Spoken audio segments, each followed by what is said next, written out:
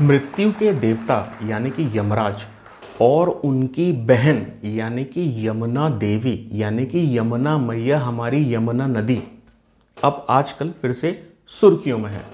देखिए क्या होता है कि जैसे दिवाली ख़त्म होती है, छठ पूजा आती है, नवंबर का महीना शुरू होता है, वैसे ही दिल्ली की यमुना नदी और दिल्ली का प्रदूषण, वायु प्रदूषण सुर्खियों में आ जाता है। आपको तो पता ही होगा कि हमारे यहाँ के सबसे ईमानदार पार्टी के सबसे ईमानदार चीफ मिनिस्टर ने पिछले 8 साल में यमुना साफ़ करने के लिए और दिल्ली का प्रदूषण हटाने के लिए ज़मीन आसमान एक कर दिया है। बहुत काम किया उन्होंने। और देखिए आज दिल्ली की यमुना नदी की हालत कैसी है, मरणोपरांत है। देखिए ज़रा। यमुना साफ कर सकते हैं। यमुना हमारे लिए पवित्र नदी है। यमुना के दोनों तटों पर छोटी छोटी झील बनाई जाएंगी और मुझे उम्मीद है आप हमें 5 साल दीजिए। 5 साल में यमुना को इतना खूबसूरत बना देंगे कि आप अपने बच्चों के साथ पिकनिक मनाने के लिए यमुना के तट पर जाना शुरू करेंगे। दिल्ली सरकार की तरफ से मैं कहना चाहता हूं कि यमुना को साफ करने के लिए हम पूरी तरह से प्रतिबद्ध हैं। अगले चुनाव के पहले, ये वाला चुनाव नहीं, 5 साल के अंदर अगले चुनाव के पहले आपके सारे गांव को ले जाके उसमें डुबकी लगवा दूंगा मैं। यमुना को साफ किया जाएगा और जैसा मैं अक्सर कहता हूं कि 5 साल तो लगेंगे, लेकिन 5 साल के अंत में आपको सबको यमुना में डुबकी तो जरूर लगवा दूंगा मैं। देखा आपने केजरीवाल जी, यमराज जी देख रहे हैं ऊपर से, थोड़ा ध्यान रखिए। बात करें दिल्ली के पॉल्यूशन की तो देखिए जब तक केजरीवाल जी के पास दिल्ली नहीं थी और पंजाब नहीं था तब तक उनके पास हर एक चीज़ का सॉल्यूशन था, चाहे वो यमुना की सफाई हो, चाहे वो दिल्ली का वायु प्रदूषण हो। उनके पास पंजाब से जो पराली जल के जो धुआं आता है उसके लिए, पराली के लिए और काफ़ी सारी चीज़ों के लिए बहुत सारे सॉल्यूशंस थे। सुनिए पहले आप। अब दिल्ली में हम लोगों ने पूसा रिसर्च इंस्टीट्यूट के साथ मिलके एक सोल्यूशन बनाया, केमिकल सोल्यूशन, बायोकेमिकल सोल्यूशन। वो सोल्यूशन छिड़कने से वो जो स्टबल है, पराली है, वो खाद में कन्वर्ट हो जाती है। It's a win win situation और इतना सस्ता है। दिल्ली सरकार ने दिल्ली के सारे खेतों में छिड़काव कर दिया फ्री में। पंजाब सरकार भी कर सकती है, यूपी सरकार भी कर सकती है, हरियाणा सरकार क्यों नहीं कर रहे वो लोग? उन सारे फैक्ट्री वालों को मैंने दिल्ली बुला के उनसे बात की। आप सोच के देखो, अगर पूरे पंजाब के अंदर हम इतनी सारी फैक्ट्रियां लगा दें जो पराली को इस्तेमाल करके कोयला बनाने लगे, बिजली बनाने लगे, एक तो किसान को 1000 रुपए एकड़ के हिसाब से पराली के पैसे मिलने लगेंगे, जलाने की जरूरत नहीं पड़ेगी और वो फैक्ट्री वाला खुद आपकी पराली काट के ले जाएगा। आपका कोई पैसा नहीं लगेगा, आपको 1000 रुपए एकड़ मिलेगा। और अब दिल्ली के लोग परेशान हो चुके हैं पोल्यूशन से। हम स्पेसिफिक टाइमलाइंस चाहते हैं पंजाब सरकार से, कैप्टन सरकार से, खट्टर सरकार से और केंद्र सरकार से। दिल्ली की जनता स्पेसिफिक टाइमलाइंस चाहती है। आप हमें बताइए कि आप कब तक पराली जलाना बंद करवाएंगे? आप कब तक हमारे पंजाब और हरियाणा के किसानों को टेक्नोलॉजी और मशीनें उपलब्ध करवाएंगे? मशीनें आती हैं, वो मशीनें अगर किसानों को दे दो तो किसानों को फिर जलाने की जरूरत नहीं पड़ती। फिर वो मशीन से नीचे का जो पराली बचती है उसको बेच के अपना और पैसा कमा सकते हैं। तो सारे बच्चे मिलके कैप्टन अंकल और खट्टर अंकल को चिट्ठी लिखना कि हमारी सेहत का ख्याल रखो।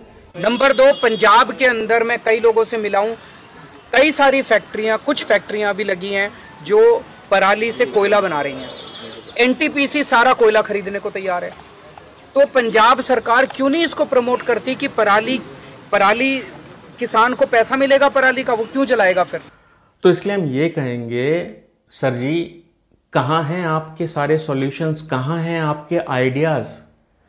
जब तक दिल्ली नहीं थी आपके पास तब तक दिल्ली के लिए आपके पास आइडियाज़ हुआ करते थे। जब तक पंजाब नहीं था आपके पास, पंजाब के लिए आपके पास आइडियाज़ हुआ करते थे। अब दिल्ली भी आपके पास है, चलिए पंजाब की तो छोड़ दीजिए, अभी 1 साल ही करीब हुआ है, लेकिन दिल्ली तो मालिक 8 साल से आपके पास है। इसलिए हम ये भी कहेंगे कि दिल्ली में जो सरकार है, मतलब आप ही की सरकार है, वो सेंट्रल गवर्नमेंट के ऊपर ठीकरा फोड़ने से क्या होगा? वो आपके ऊपर ब्लेम डालते हैं, ठीकरा फोड़ते हैं, आप उनके ऊपर ब्लेम डालते हैं। बीच में गैस चैम्बर बनी हुई दिल्ली के जो लोग हैं वो कौन सा धुआं और कौन सा ऑक्सीजन तो पता नहीं है भी या नहीं है, बट क्या ले रहे हैं वो, कुछ तो देखिए। और दिल्ली की जनता, हाथ जोड़कर दोनों हाथों से प्रणाम है आपको, एक बार नहीं दो दो बार। किसको लेके आए हो भाई? कितना झूठ बोलता है ये आदमी। चलिए हमने ये सब नहीं बोलेंगे, झूठ वूठ नहीं बोलेंगे, लेकिन फिर भी। और हाँ, हिमाचल में और गुजरात में शुरू हो गया है, डंका बजना शुरू हो गया है। तो हिमाचल और गुजरात के जो वासी हैं उनसे हमारा निवेदन है कि ज़रा ध्यान दीजिएगा, कांड ना हो जाए आपके साथ। टेस्ला के मालिक, टेस्ला के सीईओ एलन मस्क ने ट्विटर को $44 बिलियन में खरीद लिया। यानी कि अब जो ट्विटर की नीली चिड़िया है वो कब क्या बोलेगी, किससे बोलेगी, ये डिसाइड करेंगे एलन मस्क। देखिए, पहले ट्विटर में ना शेयर होल्डर्स हुआ करते थे, बोर्ड ऑफ डायरेक्टर्स हुआ करते थे, बट अब ट्विटर के होल सोल जो मालिक हैं वो है एलन मस्क। अब आप कहेंगे ये खबर तो भैया पुरानी है, क्या बता रहे हो? तो हम ये कहेंगे कि इसी संदर्भ में एक खबर ये है कि आपको याद होगा कोरोना के टाइम पे कोरोना पीड़ितों के लिए और बाकी लोगों के लिए चंदा इकट्ठा करने वाली, विदेश में घर खरीदने वाली और अपने पिताजी को लग्जरी गाड़ी गिफ्ट करने वाली राना अयूब ने एक नया फंड रेजर शुरू किया है। वो इस फंड से ट्विटर को खरीदना चाहती हैं एलन मस्क से। $44 बिलियन का फंड रेजर, मतलब फंड चाहिए उनको, $44 बिलियन ट्विटर को खरीदने के लिए। तो देखिए, इसलिए हम सिर्फ यही कहेंगे कि देखिए मैडम, अगर आपको विदेश में नया घर खरीदना है, नई गाड़ियां खरीदनी है, अच्छी अच्छी शॉपिंग करनी है, तो वैसे ही बता दीजिए। हम लोग तो वैसे ही टैक्स दे दे कर मरे जा रहे हैं, थोड़ा बहुत और सही। और इसलिए हम ये भी कहेंगे कि जो लोग खुश हो रहे हैं कि एलन मस्क ने ट्विटर खरीद लिया है, अब जो है चेंजेस होंगे, वो ज़्यादा खुश ना हो। अंदर की बात सुनिए, कहाँ से आए $44 बिलियन? माना कि वो $200 बिलियन के मालिक हैं, बट उन्होंने क्या अपनी जेब से $44 बिलियन लगाकर पिछले 3-4 साल में लॉस में जा रही ट्विटर कंपनी को खरीद लिया? हज़ारों करोड़ के लॉस में हुई जो कंपनी थी उसको खरीद लिया? जी नहीं, ये फंड आया है चाइना से। अब आप कहेंगे कुछ भी बोल रहे हो यार। तो देखिए, ऐसा है, इसके लिए ना हमारे पास पूरी थीसिस है। अगर आप ज़रा सी भी नॉलेज चाहते हैं इसके बारे में कि ट्विटर को कैसे खरीदा, क्यों खरीदा और पैसा कहाँ से आया, तो कमेंट कर कर ज़रूर बताइएगा। एक एडिशनल वीडियो बना कर दूंगा मैं आपको पूरी जानकारी के साथ। तब तक के लिए